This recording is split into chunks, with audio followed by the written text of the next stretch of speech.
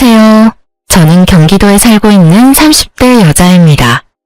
저는 치과에서 페이 닥터로 일하고 있어요. 오늘은 오전 진료만 있는 날인데 진료를 끝내고 사연을 듣다 문득 저의 이야기도 들려드리고 싶어서 사연을 쓰게 됐어요. 긴 이야기가 될 수 있지만 잘 들어주세요. 잠시 집안 이야기를 하자면 부모님이 다 살아계신 남편과는 달리 부모님은 제가 어렸을 때 이혼하셨고 전 엄마가 키워주셨어요. 하지만 엄마와 보낸 시간은 길지 않았죠. 제가 중학생이 되던 해에 갑작스러운 심장 발작으로 인해 손 쓸 틈도 없이 돌아가셨거든요. 그때부터 할머니와 이모가 저를 돌봐주셨고 할머니가 돌아가신 후론 이모가 결혼까지 하지 않으시고 저를 친딸처럼 애지중지 키워주셨어요.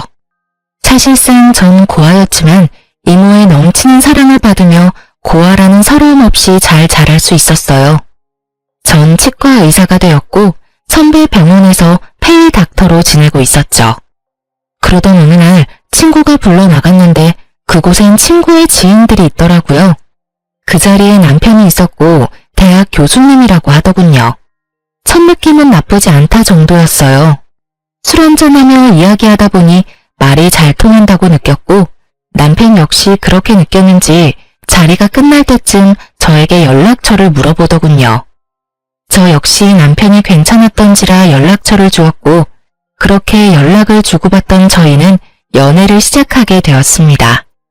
연애가 길어지니 자연스럽게 결혼 이야기가 오갔고 어머님 눈에는 고아인 제가 당신 아들보다 모자라도 한참 모자란다고 생각하셨는지 계속 트집을 잡으시더라고요. 워낙 사소한 것으로 잡힌 트집이라 자세히 기억도 나지 않네요. 아무튼 어머님은 계속 시비 가득한 트집을 잡으셨고 남편이 그럴 때마다 끊임없이 저의 편이 되어주며 저를 보호해 주었어요. 고아인 것이 전염병도 아닌데 생트집을 잡아대는 어머님을 보며 결혼은 망설이지 않았다면 거짓말이겠죠. 전 심각하게 결혼을 망설인 순간도 있었지만 적극적인 남편의 구애로 결국 결혼을 하게 되었어요. 어머님은 여전히 절 탐탁지 않아 하셨어요. 가끔 주말에 시댁에 가는 날이면 오직 남편만을 지켜세우느라 바쁘셨고 전 무시하기 일쑤였죠. 그날도 오랜만에 시댁 방문을 했고 전 갑자기 감기 기운이 올라 다른 때보다 컨디션도 좋지 않고 조금 날이 서 있었어요. 우리 교수님 오셨어? 어디 아픈 데는 없지? 네, 없어요. 전 괜찮은데 이 사람이 감기 기운이 있어서 컨디션이 안 좋아요. 오늘은 식사는 안 하고 그냥 갈게요. 감기? 그러면 쟤는 빼고 오지 그랬어. 아이 정말 안 되겠어. 아들, 넌 오늘 집에서 자고 가고 쟤는 얼른 집에 보내. 혹시라도 우리 아들 감기라도 옮으면 어떡해? 한 번은 그런 일이 있었어요. 결혼하고 얼마 지나지 않아 시댁에 가야 할 일이 있었는데 그때 전 몸이 좋지 않아 참석하지 못하고 남편만 보낸 적이 있었거든요. 병원에서 수액을 맡고 있는데 어머님이 전화와 노발대발을 하더라고요. 배운 것이 없어서 그렇다며 정상적인 어른이라면 해선 안 될 말까지 하시는데 그때 정말 싸울 기운이 없어 듣고만 있었더니 남편이 어머님께 화를 내는 소리와 함께 전화가 끊기더군요. 그 후 상황이야 듣지 않아도 뻔했고 이번엔 이런저런 소리 듣고 싶지 않아 꾸역꾸역 남편과 함께 왔더니 교수 아들 감기 걸릴까봐 방금 온 아픈 며느리는 집에 가라뇨. 참 기가 막히더라고요. 저도 잘 알고 있었습니다. 어머님이 저를 탐탁지 않아 하신다는 것을요. 하지만 이런 대우를 언제까지나 참고 있을 수만은 없었습니다. 갈 때 가더라도 한마디 하고 가려는 찰나 저보다 더 화가 난 듯한 남편이 언성을 높이며 어머님께 쏘아붙이더라고요. 어머니, 제발 좀 그만하세요. 이 사람이 왜 이 몸을 해서 여기까지 왔는지 몰라서 물으세요? 다 어머니 때문이잖아요. 어머님이 이 사람을 계속 꾸짖으시니까 이 사람도 무리해서 온 거라고요. 그런데 그런 사람한테 혼자 가라뇨? 최 교수, 엄마는 그런 게 아니라 정말 우리 교수님이 감기라도 옮을까봐 걱정되어서 그랬어. 엄마는 최 교수 걱정되어서 그런 건데 이게 이렇게 화낼 일이야? 그깟 감기 좀 걸리면 어때서요? 아, 됐어요. 저희 이만 가볼게요. 한동안은 집에 오는 일은 없을 것 같아요. 어머니 말씀대로라면 아버지나 어머니한테 감기라도 옮기면 큰일일 테니까요. 가자 여보. 인사드린다고 괜히 입 열지 마. 그러다 어머니 감기라도 걸리시는 날엔 큰일 나니까. 안녕히 계세요 라는 그 뻔한 인사도 하기 싫은 제 마음은 어떻게 알았는지 제 입을 막아주고선 제 손을 이끄는데 얼마나 든든했는지 몰라요. 집으로 돌아가는 차 안에서 제가 감동을 하여 젖은 눈빛으로 남편을 바라보니 이렇게 말하더군요. 내가 대신 사과할게. 미안해 여보. 어머니가 원래 저런 사람은 아니었는데 왜 저러시나 모르겠어. 어머니 눈엔 내가 당신한테 한참 모자란다고 생각하시겠지. 당신에 대한 자부심이 대단하시잖아. 당신 같은 여자가 어디 있다고. 내가 미안해 정말. 아니야, 나 진짜 괜찮아. 아니, 괜찮아졌어. 사실 나 어머님께 따져 묻고 다신 시댁은 발길도 안 해야지 했었거든? 그런데 당신이 나서서 그렇게 해주니까 속이 확 풀리는 거 있지? 우리 남편 역시 든든해. 매번 내 편해줘서 고마워. 당연한 거지. 당신 마음 100번 이해해. 그래서 하는 말인데 굳이 무리해서 우리 집에 갈 필요 없어. 나의 아들이니까 어쩔 수 없이 가끔은 가야 하겠지만 당신은 당신 마음 가는 대로 해. 이런 대접 받으면서까지 며느리 도리 다 하라고 하고 싶은 마음은 없으니까. 알겠지? 이렇게까지 말해주는 남편을 보고 있자니 파혼하지 않고 결혼까지 하길 잘했다는 생각이 들더라고요. 지금 저의 눈에 비친 남편은 누군가의 아들이 아닌 완벽한 저의 편, 든든한 제 가족이었으니까요. 어쨌든 전 그날 이후 어머님의 연락은 일절하지 않았어요. 저를 탐탁지 않게 여기는 어머님께 갖은 아양을 떨며 잘 보일 생각이 전혀 없었기 때문이죠. 그저 최소한의 인간 도리만 하며 지냈어요. 그러던 어느 날 어머님이 연락도 없이 제가 근무하고 있는 병원으로 찾아오셨더군요. 제가 그리도 마음에 들지 않는다고 하시던 분이 또 의사 며느리는 자랑하시고 싶은 것인지 친구분들까지 대동하시고요. 어머님의 그런 행동이 참 이해가 되지 않더군요. 갑자기 밀고 들어온 것도 기가 차는데 그 뒤 이어지는 말과 태도는 더 어이가 없었어요. 어머님, 연락도 없이 무슨 일이세요? 치과에 왜 왔겠니? 여기 내 친구들인데 검진해야 한다고 해서 내가 데리고 왔다. 한번 살펴보고 치료해야 할 거 있으면 치료 좀 싹 해주렴. 떼인 돈 받으러 온 사람 마냥 다짜고짜 진료를 봐달라고 하는데 할 말이 없더라고요. 상황이 어찌되었든 일단 오셨으니 간단한 진료라도 봐주는 게 뭐 어떠냐 생각하는 분들도 계실 수 있겠지만 제가 근무하는 병원은 100% 예약제입니다. 이미 예약하신 분들도 기다리고 계셨고 수술 스케줄도 있어 중간에 끼워 넣을 수 있는 틈이 전혀 없는 상황이었어요. 어머님, 저희 병원은 예약제라서요. 이미 예약하신 환자분들이 기다리고 계세요. 오래 기다리신 환자분도 계셔서 먼저 해드리는 건 곤란하고요. 일단 예약하신 환자분부터 진료 좀 할게요. 뭐? 그런 게 어디 있니? 가족이 왔으면 가족 먼저 해줘야지. 넌 그 정도 유도리도 없니? 난 절대 기다릴 생각 없으니 예약이고 뭐고 얼른 우리부터 해줘. 해달란 말이야. 그렇게 우기셔도 안 되는 건 안 돼요, 어머님. 일단 여기 실장님하고 상담하셔서 예약 먼저 해주세요. 우겨? 너 그게 무슨 말본새야? 이렇게 된 이상 난 무슨 일이 있어도 오늘 진료 보고 갈 테니 그런 줄 알아. 얼른 내 친구들 봐주지 못해? 나이도 지긋하신 분이 어린아이처럼 우겨대는데 말 그대로 미쳐버리겠더라고요. 무력으로라도 쫓아야 하나 남편에게 연락해야 하나 고민이 많아지는 순간 예상치 못한 도움을 받게 되었어요. 모든 상황을 지켜보던 예약 환자분들이 나서서 저의 편을 들어주기 시작하시더라고요. 정말 못 듣고 있겠네. 여기 기다리고 있는 사람들 안 보여요? 그러게요. 요즘 저런 시엄마가 어디 있어?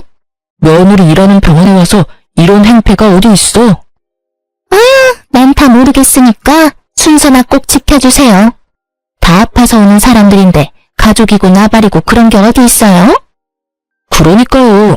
이게 무슨 민폐야?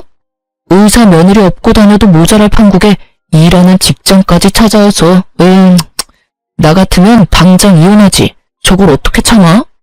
선생님, 그러지 말고 이혼하세요. 내가 좋은 남자 소개해 줄 테니까. 선생님 정도면 남자들 줄 선다고요. 이윽고 이혼이라는 말까지 나오니 시모의 얼굴이 홍당무가 되어버렸더군요.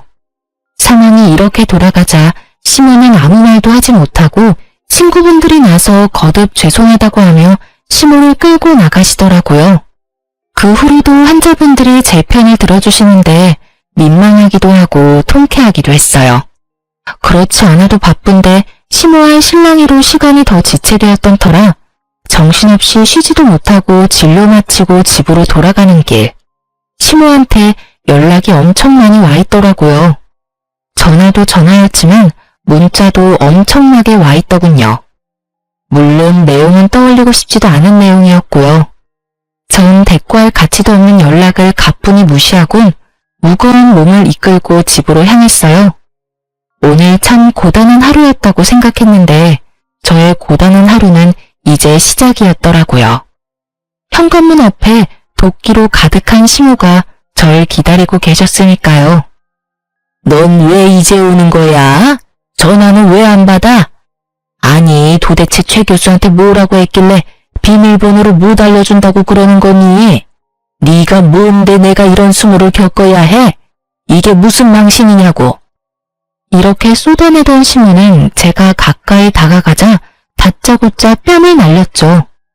정신이 멍해지고 그 어떤 말도 생각나지 않더군요. 그때 시모 입에서 제 정신을 깨워줄 말들이 쏟아져 나오기 시작했어요. 이런 버르장머리도 없는 년, 네가 감히 내 친구들 앞에서 내 망신을 줘? 그깟 이빨 좀 봐주는 게 뭐가 그리 힘들다고? 이래서 부모 없는 것들은 티가 난다니까. 괜히 내가 널 싫어한 게 아니라고. 네가 그렇게 본데 없이 굴면 하늘에 계신 네 부모만 욕먹는다. 내가 너 이렇게 못 배운 티 낼까봐 널 받아들이기 싫었어. 알겠니? 내 친구들 앞에서 무슨 망신이야? 그간 쌓아왔던 내 위신이 한 방에 무너져 내렸어. 너 어떻게 책임질 거야? 그걸 왜 제가 책임지나요? 애초에 어머님이 무대포로 밀고 들어오셔서 이 사달이 났잖아요. 그리고 여기서 왜 저희 부모님이 들먹이세요? 그럴 자격이 있다고 생각하세요? 이것 봐. 이 순간에도 눈 똑바로 뜨고 말 대꾸하는 꼴이라니. 되먹지도 못한 것이 독하기까지 해. 눈물 한 방울 흘리지 않고 어른 노려보는 것 좀 봐라. 그렇게 노려보면 내가 무서워할 줄 아니? 왜 네 부모를 들먹이냐고?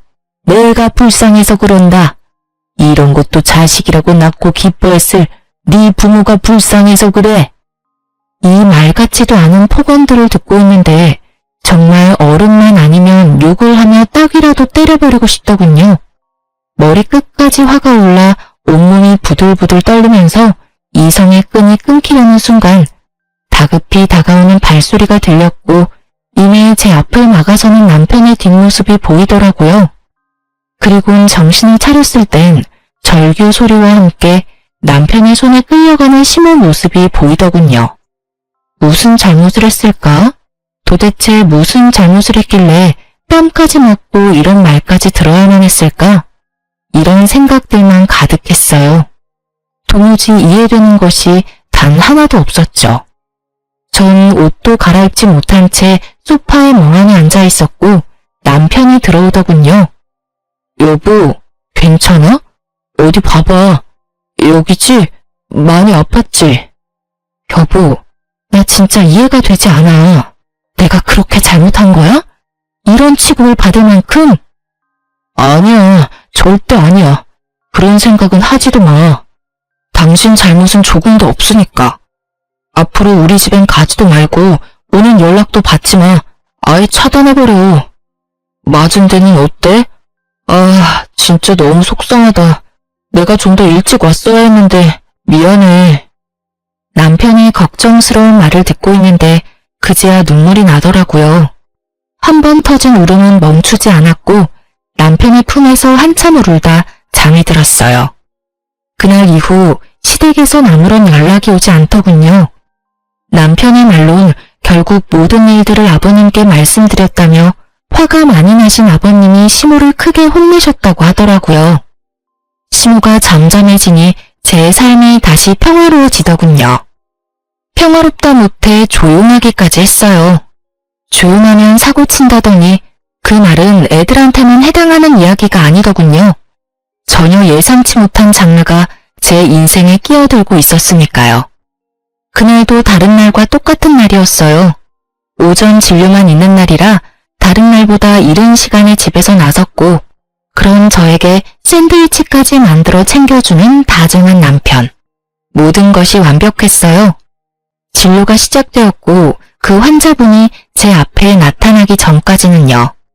신규 환자로 병원을 찾은 그분은 어머님과 함께 오셨던 친구분들 중 한 분이었고 저에게 멋쩍은 듯 인사를 건네더군요. 잘 지냈어요? 내가 요즘 이빨이 아파서 여기저기 찾아봤는데 선생님이 친절하고 꼼꼼하다고 하길래 염치불고하고 찾아왔어요. 그땐 정말 미안했어요. 우린 당연히 연락뿐 아니라 예약까지 다 했다고 생각하고 따라왔었어요. 그냥 무작정 데려가는 줄 알았으면 절대 따라가는 일은 없었을 텐데 그때 함께 온 친구들이 다 미안해하고 있어요. 아니에요. 일부러 그러신 것도 아니신데요, 뭐. 찾아주셔서 제가 감사해요. 친구분 이야기를 들어보니 그날 이후 조금씩 어머님과 멀어지다 어머님의 이중적이고 이기적인 모습들에 질려 지금은 따로 연락하지 않고 지낸다 하더라고요. 그럴 만도 하다고 생각하며 진료를 시작하려는 순간 저의 인생을 뒤흔들 믿을 수 없는 말을 하시기 시작하시더군요. 이혼했다면서요? 그런 집안이랑 잘 끝냈어요. 그런 어미 밑에서 자식이 뭘 배웠겠어요? 위자료는 많이 받았어요? 이혼이라니, 위자료라니. 남편이 직접 만들어준 샌드위치가 아직 제 가방 안에 있는데 도무지 이해되지 않는 말들 뿐이더군요. 네? 그게 무슨 말씀이세요? 이혼이라뇨. 저 이혼 안 했어요. 어머님하고는 그날 이후에 연락도 안 하고 지내긴 하지만 남편하고는 사이 좋아요. 잘못 알고 계신 거 아니세요? 제 말을 듣던 친구분은 저보다 더 놀란 얼굴을 하며 말하더라고요. 네? 아닌데. 정말 이혼한 거 아니에요? 네. 오늘 아침에도 출근할 때 남편이 샌드위치도 챙겨준걸요. 그럴 리가 없는데. 아니, 사이가 이렇게 되기 전에 그 집에 놀러 간 적이 있는데 엄청 젊은 여자를 예비 며느리라며 소개해줬었어요. 그러면서 하는 말이 선생님이랑은 곧 이혼하고 바로 그 여자랑 결혼시킬 거라면서 돈 많은 집안이랑 사돈하게 됐다고 엄청나게 자랑했는데 예비 며느리요? 에이, 그럴 리가요. 저희 남편 외동아들인데 저랑 사이도 좋고 이혼 이야기도 오간 적 없어요. 오해하신 거 아니세요? 그런 걸 어떻게 오해해요. 그날 나가서 밥도 같이 먹었는데 아들이 와서 밥값까지 계산해줬다니까. 확실해요. 어머, 이게 무슨 일이래요? 누구보다 다정하고 나만을 위해주는 남편인데 도무지 믿을 수가 없었어요. 하지만 친구분 역시 거짓말을 하는 것 같지 않았기에 더욱 혼란스럽더라고요. 어떻게 진료를 마친 것인지 모르겠더군요. 정신을 차려보니 진료는 끝나 있었고 전 남편의 학교를 향했어요. 어떤 말부터 시작해야 할지는 모르겠지만 어찌되었든 남편을 직접 봐야 할 것만 같았어요. 혹여나 남편에게 피해가 될까 싶어 한 번도 찾아가 본 적이 없는 남편의 직장. 남편의 방 앞에 서니 갑자기 긴장이 되더군요. 심호흡을 몇 번 하고 남편의 방으로 들어갔고 그 그곳엔 저를 보고 놀란 남편과 조교분이 있더라고요. 여보, 웬일이야? 학교는 한 번도 오지 않더니. 그냥 오늘 오전 진료했잖아. 갑자기 너무 보고 싶어서 잠시 들렸어. 방해한 건 아니지? 아니지. 언제든 환영입니다. 아참, 인사해. 나 잘 도와주는 우리 조교. 아주 능력이 좋아. 아, 안녕하세요. 처음 인사드리네요. 저희 남편 잘 부탁드려요. 네, 안녕하세요. 조교분과 인사를 나눈 후 전 남편의 눈치를 살폈어요. 분명 평소와 같은 다정한 남편인데 그런 말을 들어서인지 왜인지 모르게 더 안절부절 못하는 것처럼 보였고 더욱 제 눈치를 살피는 것처럼 보이더군요. 그러면서도 내 남편은 그럴 리가 없다고 강하게 믿으며 집에서 보자고 말을 건넨 뒤 돌아서는 찰나 저의 마음은 무너져 내리고 말았어요. 조교의 손에 낀 반지 때문이었어요. 그 반지는 분명 제가 아는 반지였어요. 얼마 전 남편의 서재를 청소하다 발견했던 디자인이 특이한 반지.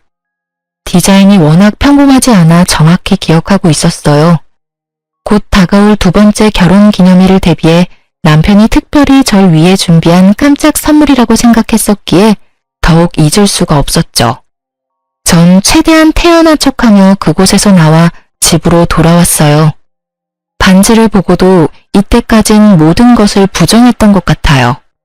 그럴 리가 없다고, 내 남편이 그럴 리가 없다고 끊임없이 되뇌고 있었죠. 그러던 와중에 번뜩 서재에 있는 남편의 노트북이 스쳐 지나갔고 저의 예상대로 잠금도 걸려있지 않을 뿐더러 카톡까지 자동으로 로그인이 되어 있더군요.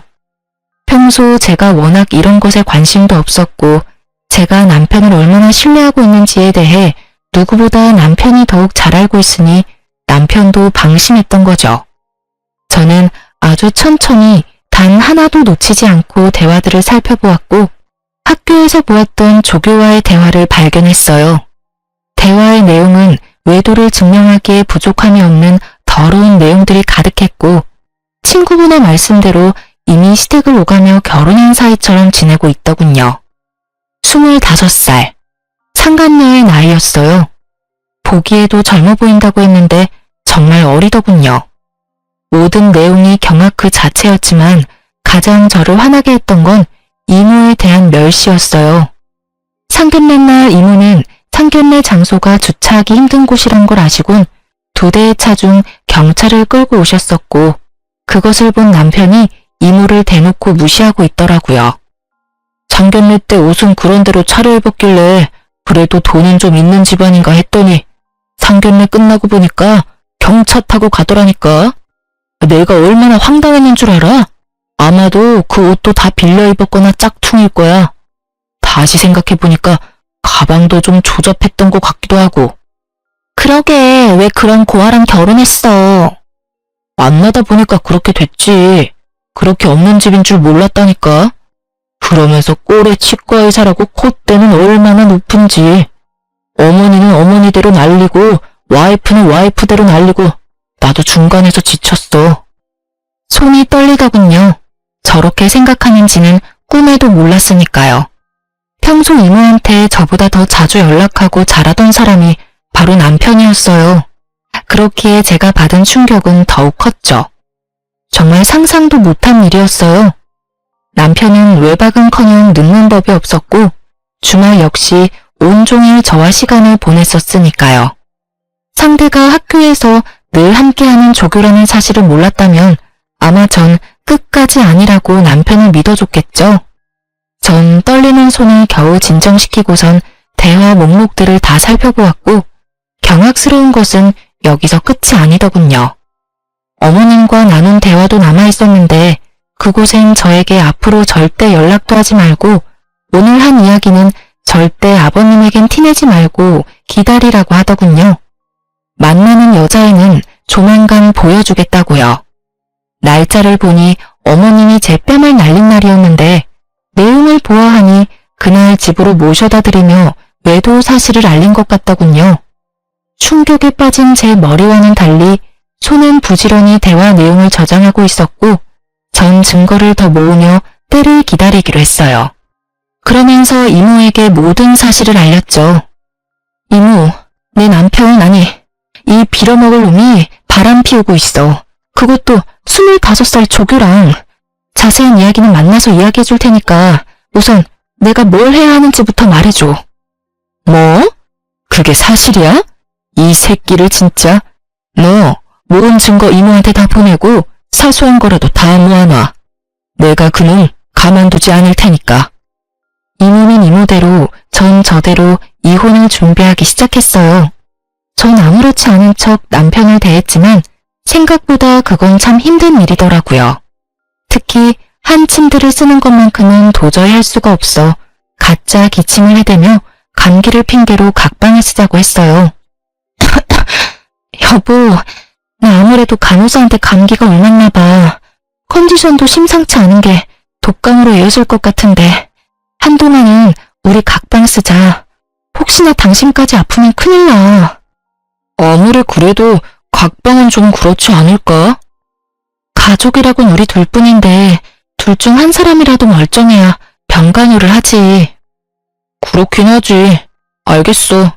그럼 내가 서재 가서 잘 테니까 당신이 방에서 편하게 자. 저의 권유에 남편이 흔쾌히 알겠다고 하며 서재로 가더군요. 그렇게 전 혼자 방을 쓰며 이것저것 이혼을 준비했어요. 일단 병원을 쉬기로 했어요. 남편의 외도 사실을 알고 난 후 이런 어지러운 마음으로 환자를 볼 자신이 없어 선배이자 원장님께 상황을 잘 설명하고 한 달 동안 이혼 준비에 힘쓰기로 했어요. 외도로 인해 이혼을 준비하는 사연들을 들어보면 흥신소를 많이들 활용하시던데 전 그럴 필요도 없었어요. 상간녀가 친절하게 SNS에 다 올려주었으니까요. 올린 사진들을 훑어보니 남편과의 외도를 자랑하고 싶어 안달이 나 있더군요. 그래도 남의 시선이 신경 쓰이긴 했는지 남편의 얼굴만은 교묘히 가리긴 했지만 아는 사람이 보면 충분히 남편임을 알 수 있겠더라고요. 거기에다 예비 시댁, 예비 시어머니라며 어머님 얼굴 사진도 있더군요. 1년 가까이 된 것 같았어요. 남편과 만나기 시작한 기간이요. 집도 친구분에게 들은 것처럼 잘 사는 듯 했고요. 이 모든 것을 SNS 통해 다 알게 되었으니 굳이 흥신소를 거칠 필요가 없었겠죠? 어려서 그런지 거의 실시간급으로 사진들이 올라오는데 상간녀에게 고마운 마음마저 들더군요. 전 때를 기다리며 SNS를 계속해서 주시했고 올라오는 게시물을 통해 복수의 날이 정해졌죠. 그런 와중에도 남편은 변함없이 저에게 잘해주었는데 그런 모습이 더욱 소름이 끼치더군요. 정확히 일주일 뒤 결전의 날이 왔고 이모와 저는 그 인간들이 모인 장소를 향했어요. 그곳은 다름 아닌 남편과 상간녀의 상견례 장소였는데 여전히 친절한 상간녀가 자신의 SNS 계정에 고급 한정식 식당의 사진과 함께 상견례 정확한 날짜와 시간까지 언급해 너무나 쉽게 알 수 있었죠. 거의 뭐 결혼식 못지않게 자랑질을 해대는데 이 정도면 병 아닌가 싶더라고요. 저와 이모가 문을 열고 들어가자 남편은 크게 당황한 표정이 역력하더군요. 그건 어머님과 상간녀도 마찬가지였고 단 한 사람, 아버님만이 이게 무슨 일이냐는 표정으로 말씀하시더라고요. 이게 무슨 상황인 거야? 이혼한 네가 여기 무슨 일이야? 보아하니 아버님은 제가 이미 남편과 이혼을 했다고 알고 계신 것 같더라고요. 그래서 친히 모든 상황을 알려드렸죠. 아버님, 저 이혼 안 했어요. 아니, 얼마 전까진 제가 이혼할 거란 생각도 못 했는걸요. 저도 얼마나 놀랐는지 몰라요. 당사자도 모르는 이혼이 진행되고 있었다니까요. 사실 아버님의 잘난 교수 아드님이 저 몰래 바람까지 피우고 있더라고요. 거기에다 저랑 결혼한 지 2년밖에 안 됐는데 저 여자랑 바람 피운 건 1년이나 됐더라고요. 제가 저딴 놈을 믿고 결혼하려면 잘했다고 생각하고 살았으니 제 발등 제가 찍었죠 뭐. 이것까지도 충분히 기가 차는데 이혼도 안 한 남편이 다른 여자랑 이런 상견례 자리까지 만들었으니 제가 안 찾아오고는 못 베기겠더라고요. 그래서 이 모든 상황을 뒤집어 엎으려고 오게 됐어요. 제가 딱 이렇게 말하니 시모가 자리에서 벌떡 일어나 노발대발하시며 상황을 무마시켜보려 노력하더군요. 너 그 입 다물지 못해?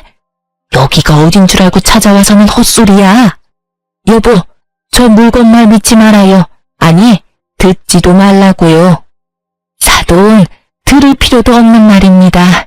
저 물건 부모님도 일찍 돌아가셔서 배운 것 없이 자란 물건이라 결혼 생활할 때도 거짓말을 입에 달고 살던 애였다고요. 시모의 이런 노력도 소용이 없었어요. 다들 시모보단 제 입에 집중하고 있었으니까요. 전 시모의 말을 모조리 무시한 채 말을 이어나갔어요. 보시다시피 어머님은 이미 다 알고 계셨어요. 그뿐인가요? 저 불륜녀가 새 며느리 되는 걸 쌍수 들고 반기셨다고요. 아버님 몰래 어머님이 저 상간녀를 집에 불러서 곧 결혼할 예비 며느리라며 친구들한테 소개도 다 마친 상황이었어요.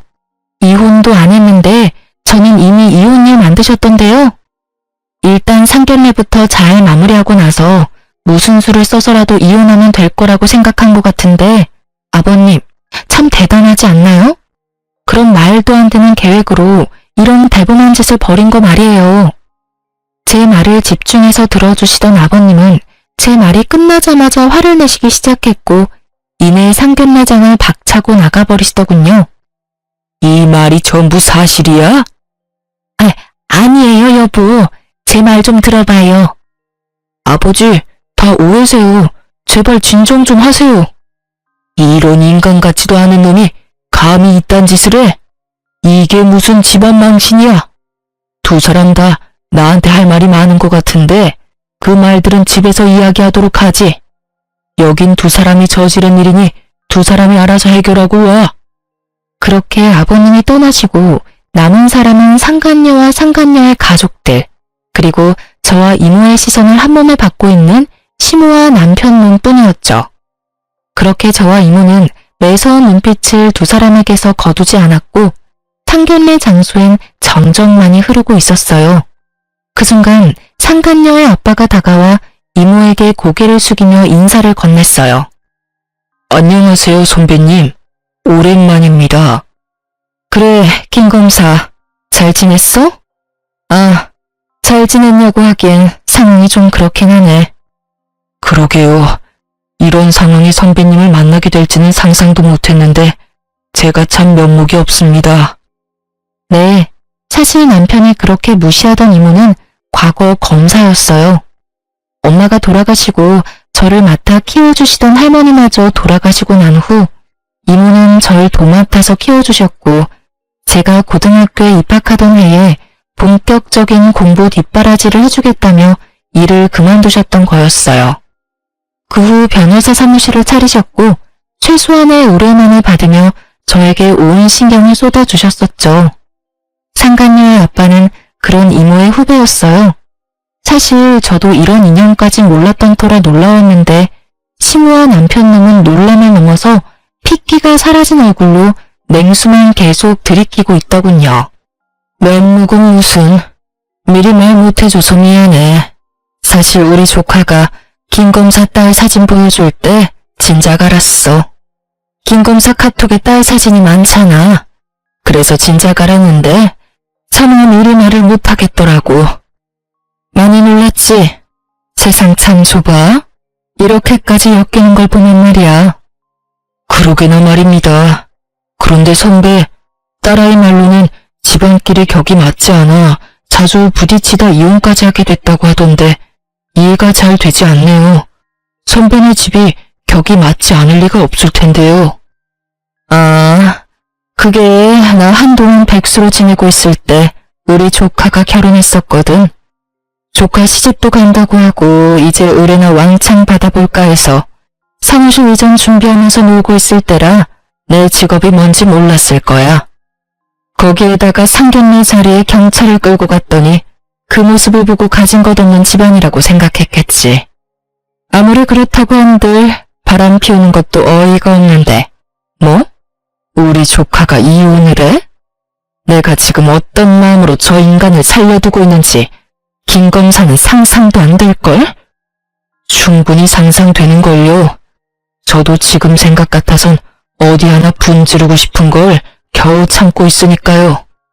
이모의 말대로 이모는 사무실 이전을 위해 잠시 쉬고 있었고 빈 사무실만 본 남편은 이모가 작은 사업을 하다가 그마저도 망했다고 저에게 한마디 물어보지도 않고 혼자 지레짐작했던 것이었죠. 거기에다 상견례 자리에 경차까지 끌고 갔으니 그 짐작에 확신했던 것이었어요. 살벌한 두 사람의 대화는 계속되고 있었고 대화를 가만히 듣고 있던 상간녀의 엄마가 벌떡 일어서더군요. 풍기는 포스가 성격이 보통 아니겠다고 생각했는데 역시나 상간녀의 엄마는 상간녀의 머리채를 휘어잡더니 내가 널 이렇게 키웠냐고 소리를 지르며 질질 끌고 가더라고요. 그 뒤를 나머지 가족들도 뒤따르며 남편을 죽일 듯이 바라보더군요. 특히 상간녀의 두 오빠의 눈빛이 아주 예사롭지 않았어요. 저를 배신해가면서까지 그렇게 사랑한다던 여자가 끌려가는데도 남편은 찍소리 못하고 벌벌 떨고만 있더군요. 그저 사색이 된 얼굴로 저와 이모의 눈치를 살필 뿐이었어요. 참 한심하더라고요. 적어도 자기가 진심으로 사랑한다던 여자쯤은 지켜낼 줄 알았더니 그런 의지조차 없어 보였으니까요. 심호꼴도 한심하긴 매 한 가지였어요.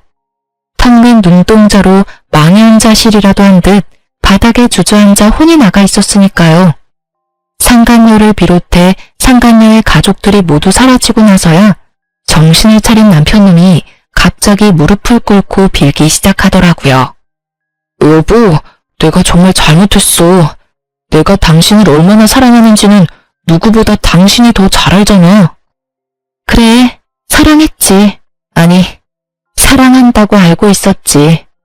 한때는 당신이 내 편이라고, 내 가족이라고 믿어 의심치 않았었지. 왜 그런 식으로 말을 해? 왜 과거형으로 말하냐고. 난 지금도 그래. 난 여전히 당신 편이고 당신 가족이야. 정말이야. 나 믿지? 지금 이 상황 다 설명할 수 있어. 그러니까 날 믿고 일단 집에 같이 가자. 내가 집에 가서 다 설명할게. 응? 굳이 설명할 필요 없어. 당신이 어떤 생각을 가지고 있는지는 이미 당신이랑 그 여자랑 나눈 대화에서 다 봤으니까. 그걸 어떻게... 설마 내 카톡 다 본 거야? 이제야 그걸 알았어? 생각보다 당신 머리가 좋진 않구나. 당신을 단 한 번도 의심하지 않은 나도 나지만 당신도 어떤 면에선 참 대범하다니까. 바람 피우는 사람이 어떻게 그 빼도 박도 못하는 증거를 집에 버젓이 둘 수가 있어? 뭐, 그 덕분에 난 쉽게 여기까지 올 수 있게 됐지만 어찌되었든 당신 진심 따위 잘 알았고 당신은 내 편, 내 가족 다 해. 난 이제 당신 가족 같은 거 하지 않을 생각이니까. 우리 이혼하자. 여기 이혼 서류. 도장 예쁘게 찍어서 법원에서 봐. 그렇게 전 이혼 서류를 건네고 이모와 그 자리를 벗어났고 이모가 타고 온 외제차에 올라타 버렸어요. 사실 이모가 소유하고 있는 외제차는 길 가면 누구나 쳐다볼 법한 2억이 넘는 고급 외제차였어요. 하지만 운전하기가 불편하기도 하고 주변 사람들이 쳐다보는 게 신경 쓰인다는 이유로 매일 2천만 원짜리 경차를 타고 다니셨어요. 값이 10배나 차이 나는 외제차를 이모가 턱하니 여는 모습에 남편놈 눈알이 튀어나오려고 하더군요. 어찌나 볼만하던지. 뒤늦게 심오한 남편놈이 쫓아와 급하게 창문을 두드리기 시작하더군요. 당신 이 차는 뭐야? 이렇게 좋은 차가 아니었잖아. 아, 그 당신이 중고차니 뭐니 하던 경차? 그것도 이모차고 이것도 이모차야. 우리 이모 차 2대 쓰셔. 왜 날 속인 거야? 이모님이 검사라는 사실도 그렇고 이 차도 그렇고 왜 나한테 말하지 않은 거야? 당신이 사실대로 다 말해줬으면 이딴 상황까지 오지 않았을 거야. 난 속인 적 없어. 당신이 묻지 않았잖아. 당신이 혼자 온갖 상상으로 우리 이모 거지 만들기 전에 단 한 번이라도 나한테 물어봤으면 난 다 말해줬을 거야. 내가 묻지 않는다고 아무 말도 하지 않는 게 말이 돼? 처음부터 날 속이려는 거였잖아. 묻지도 않는데 내가 왜 구구절절 설명해야 해, 굳이. 그렇게 억울해하지 마. 누가 보면 내가 당신 속이고 바람이라도 피운 줄 알겠어. 그리고 이왕 안 김에 한 가지 더 말해주자면 우리 이모 앞으로 받은 유산도 꽤 많아. 왜, 그 있지? 졸부. 우리 이모가 능력도 좋은데 졸부야, 졸부. 그러면 이만 가볼게. 법원에서 보자. 이모의 후배이자 상간녀의 아빠가 딸을 통해 전해 들은 가짜 이혼 사유에 대해 믿지 못하는 이유는 따로 있었죠. 저의 외가는 대대로 부유했고 할머니가 돌아가시며 하나 남은 자식이었던 이모에게 재산을 다 남기고 떠나셨으니 집안 격이 맞지 않다는 사유는 애초에 상간녀의 아빠가 듣기엔 말이 되지 않을 수밖에요. 이런 사실을 전혀 몰랐던 남편은 저보다 훨씬 어리고 검사 집안의 막내딸 상간녀에게 홀라당 넘어갔던 것이었죠. 마지막 말까지 전했겠다. 이모는 후련한 마음으로 차를 출발시켰고 사이드 미러를 통해 본 두 사람의 모습은 정말 통쾌 그 자체였어요. 시모는 그 자리에 주저앉아 울고 있었고 그놈은 허탈한 듯 실소를 터뜨리고 있더군요. 그렇게 남편과 법원에서 만나 이혼 서류를 제출했습니다. 구질구질하게 끝까지 매달릴 줄 알았던 전 남편은 자신이 생각해도 전혀 가능성이 없다고 느낀 것인지 생각보다 더 순순히 이혼을 해주더군요. 물론 제가 원하는 조건도 다 들어주었고요. 원하는 조건이라고 해봤자 빠른 이혼과 위자료뿐이긴 했지만요. 그리고 가장 큰 고민이었던 상간녀 소송은 진행하게 되었어요. 사실 이모 지인의 딸이라 어떻게 해야 할까 고민을 했는데 상간녀의 엄마에게 연락이 오더라고요. 다름이 아니라 상간녀 소송 고민하고 있다는 말을 애 아빠한테 전해들어서요. 네, 아무래도 이모랑 아신다고 하니 제가 소송까지 하기가 좀 그래서요. 굳이 제가 소송까지 하지 않아도 충분히 부모님께서 벌을 주실 것 같기도 했고요. 그러지 말고 진행하세요. 네? 상간녀 소송하셔도 됩니다. 애 아빠와 전 죄를 지었으면 벌 받아야 한다고 생각해요. 제 딸이지만 그쪽한테 씻을 수 없는 죄 지은 게 분명하고 제 딸이라고 해서 아빠의 인맥을 이용해 그 벌을 피하게 할 생각 전혀 없습니다. 그러니 상간녀 소송 진행할 생각이었다면 그냥 진행해달라고 부탁드리려고 전화했습니다. 그렇게 전 상간녀 소송도 진행했고 당연히 승소했습니다. 그 뒤로 두 연놈은 어떻게 됐냐고요? 일단 상간녀의 소식은 이모에게 전해들었는데 상간녀는 집과 인연을 끊고서라도 전 남편과 결혼하겠다고 고집을 피웠다고 하더라고요. 아무리 고집을 피워대도 부모님들이 설득되지 않자 결국 짐을 싸서 전시댁으로 가버렸고 그런 상간녀를 전시댁에서도 받아주지 않았다고 하더라고요. 그랬겠죠. 집을 버리고 온 상간녀는 더는 매력적인 며느리감이 아니었을 테니까요. 그저 가진 것 없는 어린 여자일 뿐이었을 테죠. 그렇게 버림을 받고 집으로 돌아온 상간녀는 그제야 큰 후회와 반성을 하고 있다고 하더군요. 그 반성이 진심인지는 저는 알 수 없지만요. 그리고 전 남편 역시 난리가 났다고 들었어요. 그 눈빛이 예사롭지 않던 두 오빠는 동생이 큰 잘못을 저지르긴 했으나 동생이 그렇게 사랑한다고 하니 참고 있었는데 가족과 영까지 끊어가며 사랑 찾아 떠난 동생이 결국 시댁에 버림받고 돌아왔으니 두 오빠는 더 이상 참을 이유가 없었죠. 학교로 찾아가 난동을 피웠다고 하더군요.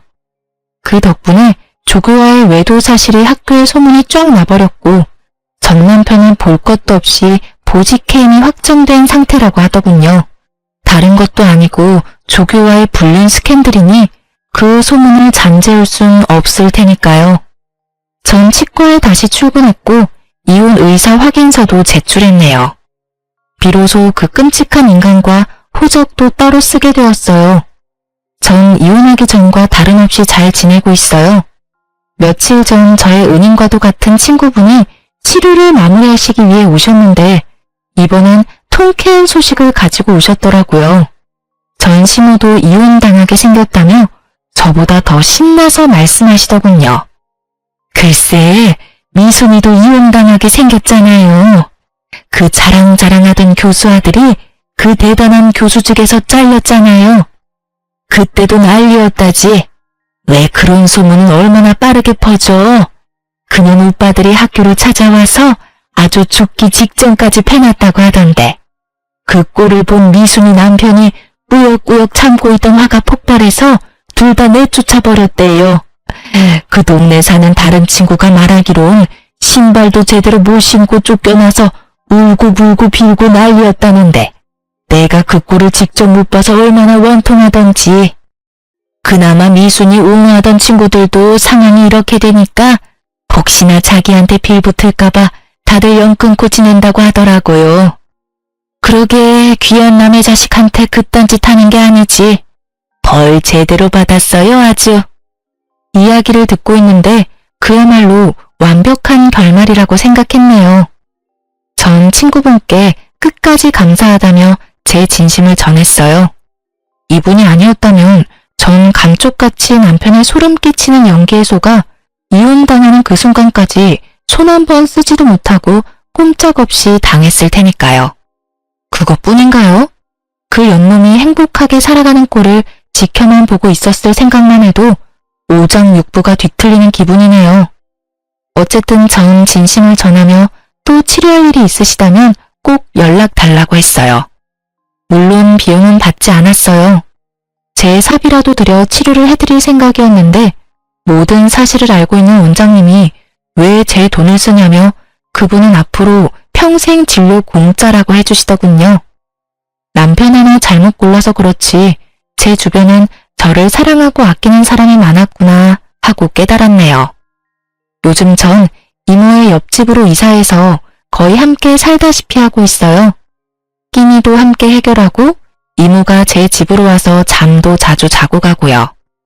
그럴 바엔 같이 살지 왜 하필 옆집인지 궁금해하시는 분들이 계실 텐데요. 그 이유는 바로 이모가 드디어 연애라는 걸 하시기 때문입니다. 왜 이렇게까지 기뻐하냐고요? 이모의 연애 몇 번 본 적은 있어요. 저를 키워주신 세월이 얼만데 그간 연애를 한 번도 하지 않았다고 하면 거짓말이죠. 연애를 하긴 하셨는데 지금처럼 진지하고 느낌이 좋은 이모의 연애는 처음 본지라 요즘 제가 더 설레고 있답니다. 기대하는 바가 아주 커요. 2024년 올해의 저의 계획이자 바람은 이모 뒷바라지를 부지런히 해 시집 보내는 것이에요. 이때껏 이모가 저에게 아낌없이 모든 사랑을 베풀어 주셨듯이 저 역시 이모의 뒷바라지를 하며 아낌없이 효도하려고요. 물론 제 인생도 중요하니 열심히 즐기며 살 겁니다. 이렇게 연애 기간보다도 결혼 생활이 더 짧았던 제 이야기도 끝이 났습니다. 어떠셨을지 모르겠네요. 어쨌든 저의 긴 사연 함께 해주셔서 감사합니다. 저는 물러가 볼게요. 오늘도 좋은 하루 되세요.